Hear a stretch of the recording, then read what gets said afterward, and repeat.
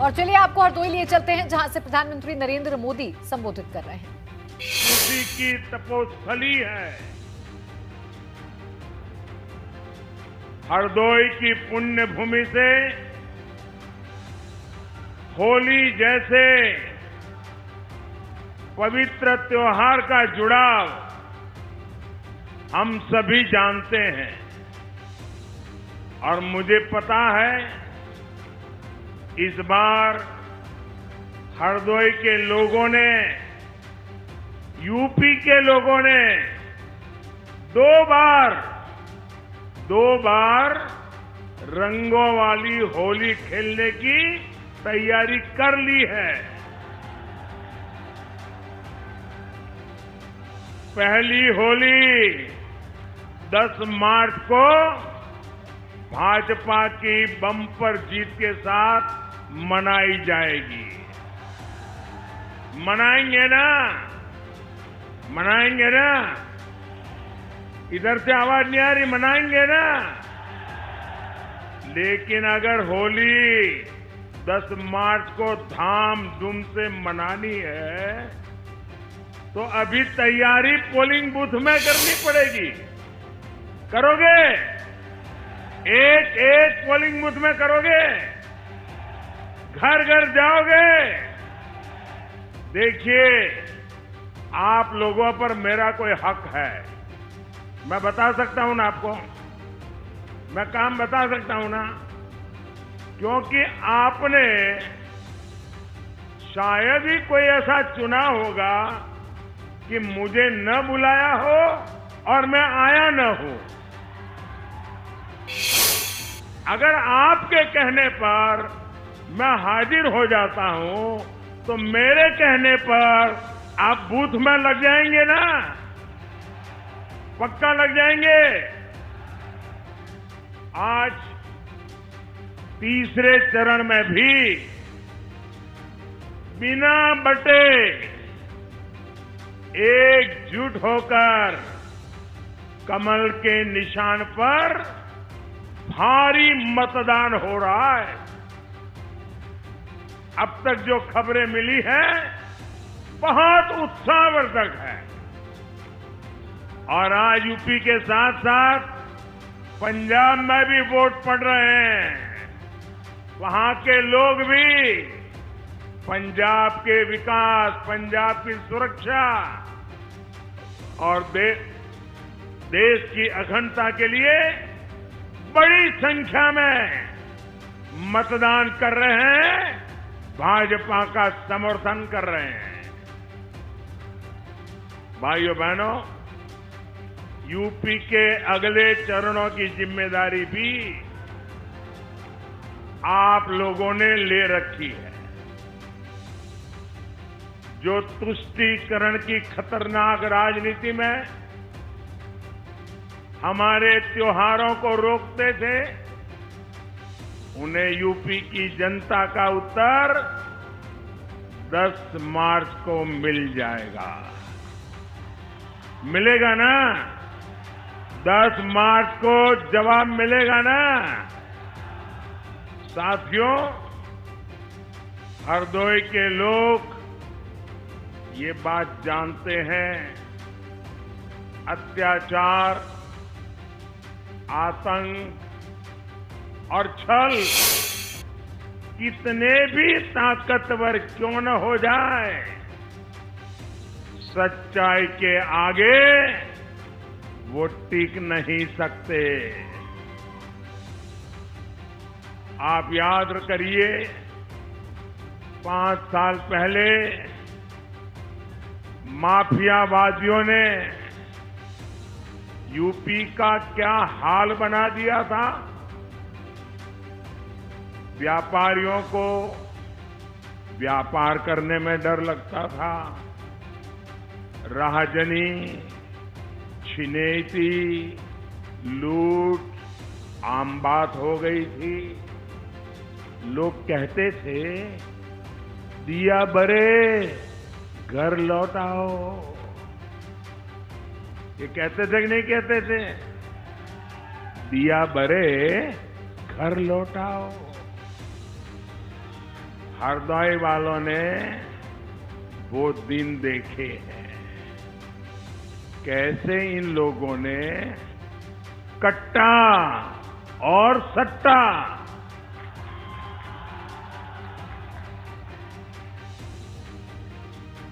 एक कट्टा और सट्टा वालों को खुली छूट दे रखी थी। हमारी माताएं परेशान रहती थी कि बेटे बेटी घर से निकले हैं तो रात शाम को सुरक्षित घर लौट आए, कोई दुर्घटना उनके साथ न हो जाए। अपराधियों को इन घोर परिवारवादियों की सरकार का पूरा संरक्षण होता था। लेकिन हरदोई की जनता देख रही है कि आज कैसे सबका हिसाब हो रहा है। हिसाब हो रहा है कि नहीं? बराबर ठीक हो रहा है ना? माफिया अपराधी खुद जमानत रद्द करवाकर जेल के भीतर पहुंचे हुए हैं। भाइयों और बहनों,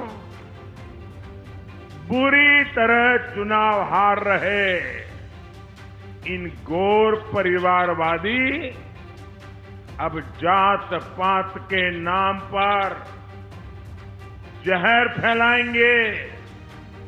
लेकिन आपको केवल एक ही बात याद रखनी है, एक ही मंत्र,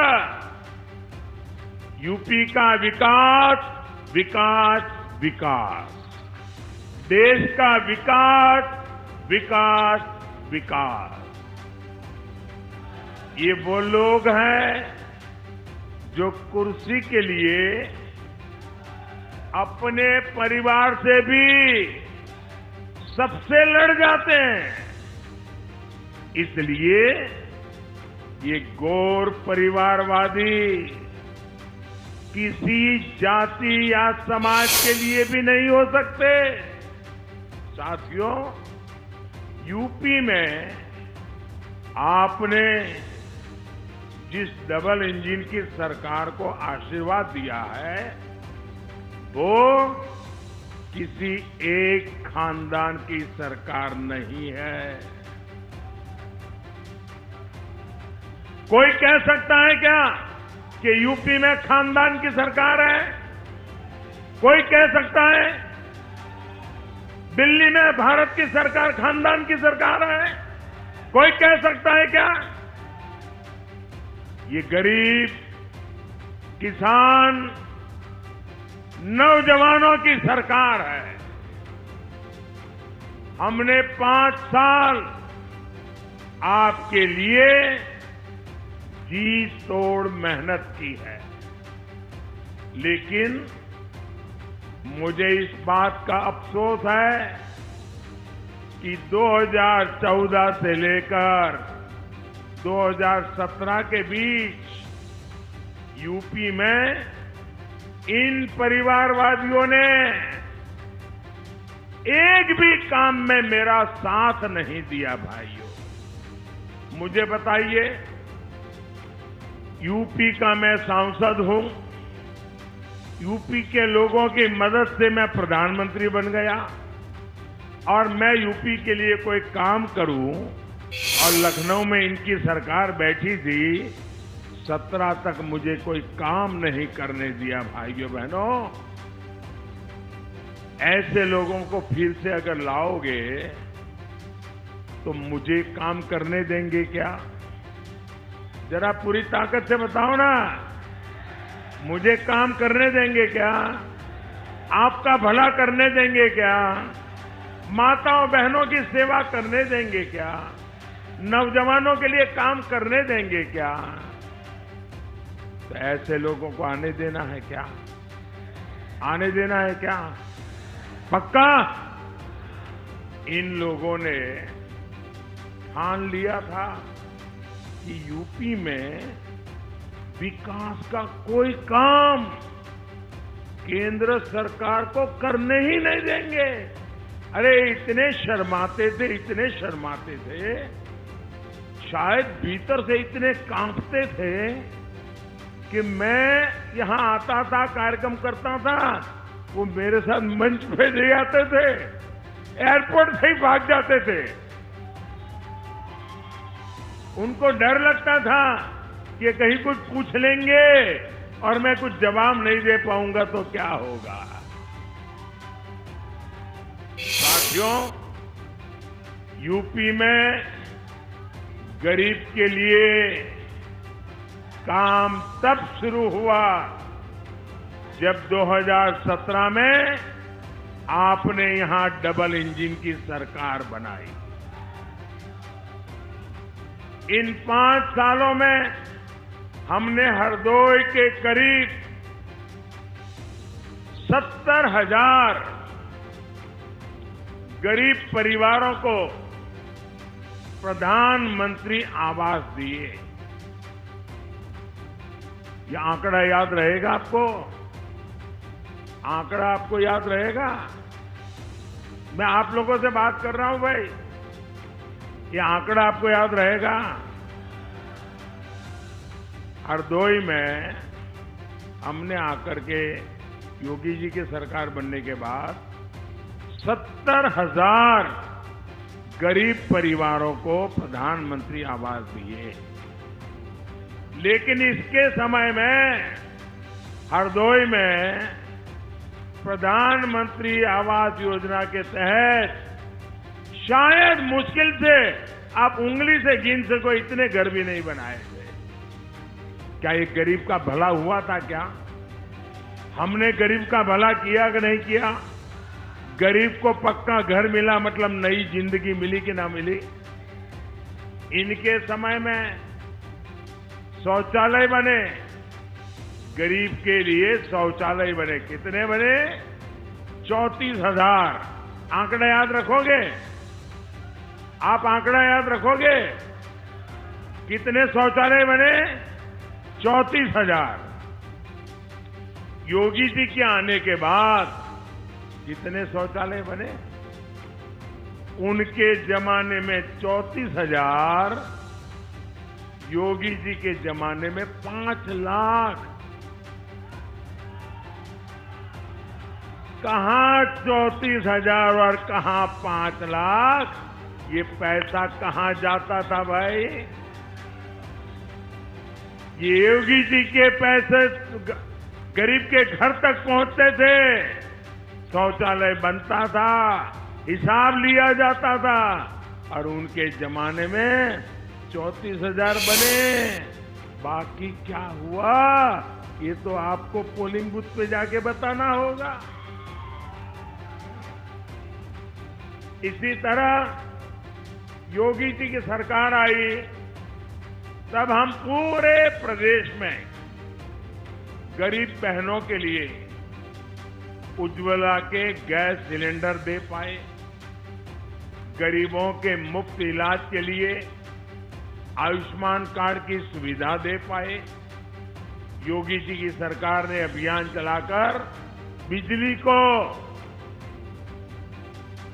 हर घर, गरीब के घर तक बिजली पहुंचाया, नई बिजली कनेक्शन दिए, गांव-गांव बिजली पहुंची है। लेकिन भाई और बहनों, जिन्होंने तब आपके घरों को अंधेरे में रखा, सिर्फ अपना घर रोशन किया, वो आज आपसे झूठे वायदे कर रहे हैं। आप याद करिए, इनके समय में आपके गांवों में दिन में कितने घंटे बिजली आती थी? याद करिए, हफ्ते में कितने घंटे बिजली आती थी? मुझे बराबर याद है, उत्तर प्रदेश में बिजली अगर आती है तो खबर बन जाती थी एक जमाने में। तो हरदोई से प्रधानमंत्री नरेंद्र मोदी को आप सुन रहे थे, जिन्होंने पूरी तरीके से हमला बोला है विपक्ष पर और कहा है कि उत्तर प्रदेश में डबल इंजन की सरकार ने तमाम विकास के कार्य किए। स्कूल में जाकर के पढ़ाई करने का बहुत सौभाग्य नहीं मिला होगा। ऐसी एक गरीब बुजुर्ग मां, एक ऐसे ही आजकल जाते हैं ना हमारे ऐसे मित्र सारे, तो ऐसे कोई डंडा लेकर के पहुंच गया इंटरव्यू करने के लिए। वो गरीब मां को तो क्या मालूम, वो आके खड़ा हो गया, उसने ऐसे ही उनको जरा टेढ़े मेढ़े सवाल पूछना शुरू किया। उस गरीब महिला बुजुर्ग मां से पूछा कि आपके यहां चुनाव कब है? और मजा ये है, उस मां ने सही तारीख बताई कि फलानी तारीख को हमारे यहां चुनाव है। लेकिन उसके साथ साथ ये भी कह दिया मां ने, ताकि वो आकर के सर खाए नहीं, नया सवाल पूछे नहीं। उन्होंने कहा चुनाव है फलानी तारीख को और हमने नमक खाया है, हम धोखा नहीं देंगे। एक गरीब बुजुर्ग अनपढ़ मां उस बुजुर्ग महिला से फिर पूछा किसका नमक खाया है, किसे धोखा नहीं देगी? तो उस मां ने कहा मोदी का नमक खाया है। वो बुजुर्ग महिला के साथ उनके बुजुर्ग पति भी बैठे थे, उन्होंने भी उस मां ने जो कहा उनके पतिदेव ने भी उसको समर्थन दिया, हाँ में हाँ मिलाई। फिर उस बुजुर्ग महिला से पूछा गया कि मोदी ने ऐसा क्या किया है? साथियों, इस गरीब बुजुर्ग मां ने उत्तर दिया, ये उत्तर मैं कभी भूल नहीं सकता। उस मां ने कहा मोदी राशन दो हमें। फिर दोबारा कहा मां ने मोदी राशन दो हमें। भाई और बहनों, फिर बाद में उस महिला ने बताया, उस मां ने बताया कि कितना राशन उनके परिवार को मुफ्त मिल रहा है। ये मेरा सौभाग्य है कि वो बूढ़ी मां जो कभी मुझे मिली नहीं है, वो मां इतना मुझे आशीर्वाद दे रही है। जब इतनी माताएं बहतें मुझे आशीर्वाद दे रही हो, तो भाइयों बहनों, मुझे काम करने का हौसला बढ़ेगा कि नहीं बढ़ेगा? मैं ज्यादा से ज्यादा काम करूंगा कि नहीं करूंगा? हर नागरिक के लिए करूंगा कि नहीं करूंगा? माताओं बहनों के लिए करूंगा कि नहीं करूंगा? नौजवान के लिए करूंगा कि नहीं करूंगा? आप जब इतने आशीर्वाद देते हो तो जिंदगी किस काम की मेरे भाइयों बहनों, ये आपके लिए है।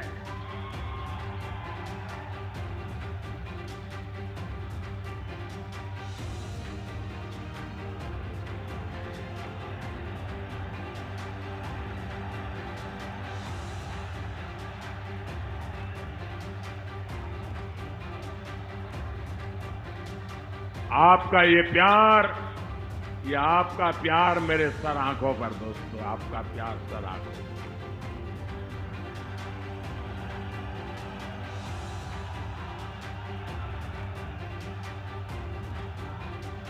दिल्ली के सत्ता के जिन गलियारों में ज्यादातर समय अमीरों और परिवारवादियों का कब्जा रहा, वहां आज आप सबने एक गरीब मां के बेटे को आपकी सेवा के लिए बिठाया है।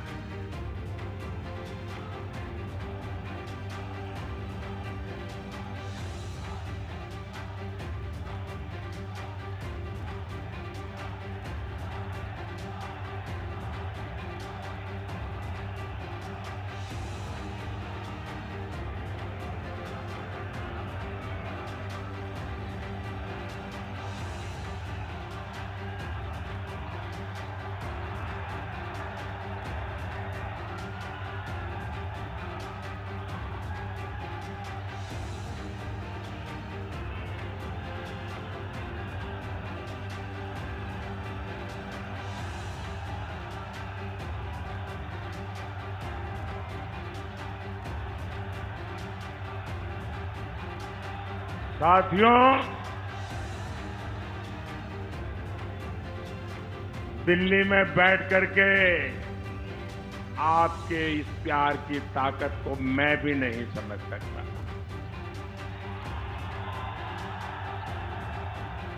इतना प्यार, इतना प्यार।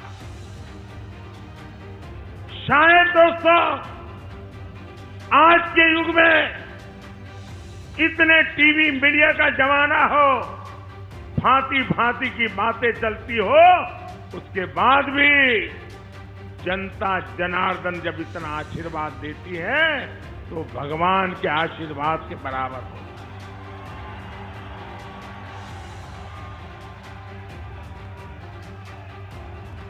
मैं जानता हूं कि महामारी के समय में मुफ्त राशन की योजना ने गरीबों की कितनी बड़ी सेवा की है।